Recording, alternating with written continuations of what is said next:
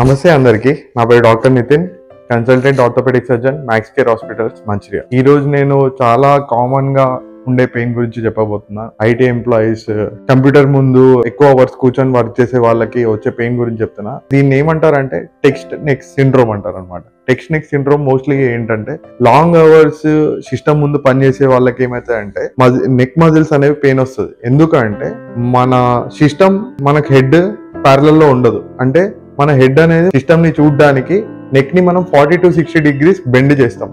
Bend చేసినప్పుడు ఇప్పుడు ఏమవుతుంది మన నెక్ మజిల్స్ అనేవి ఫ్యాటిక్ అయిపోతుంది, అంటే అలసిపోతాయి అనమాట.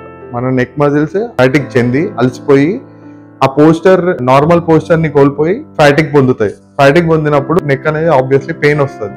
ఈ నెక్ పెయిన్ ని, ఈ టెక్స్ట్ నెక్ సిండ్రోమ్ ని అధిగమించడానికి ఏం చేయాలంటే మనకి ఐస్ లేకపోతే హెడ్ కి ప్యారలల్ లో మనం సిస్టమ్ ఉండేటట్టు చూసుకోవాలన్నమాట.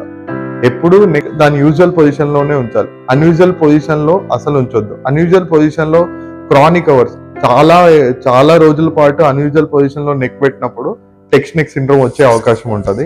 దాన్ని తగ్గించుకోవడానికి మన హెడ్ కి ప్యారలల్ లో సిస్టమ్ పెట్టుకొని 1 hour కి గ్యాప్ ఇచ్చుకుంటూ చేస్తే యాజ్ యూజువల్ గా మనకు వచ్చిన టెక్స్ట్ నెక్ సిండ్రోమ్ గ్రాడ్యువల్ గా తగ్గిపోవడం జరిగిపోతుంది అనమాట. లేకపోతే టెక్స్ట్ నెక్ సిండ్రోమ్ సివియర్ గా వచ్చే అవకాశాలు ఉంటాయి. Thank you.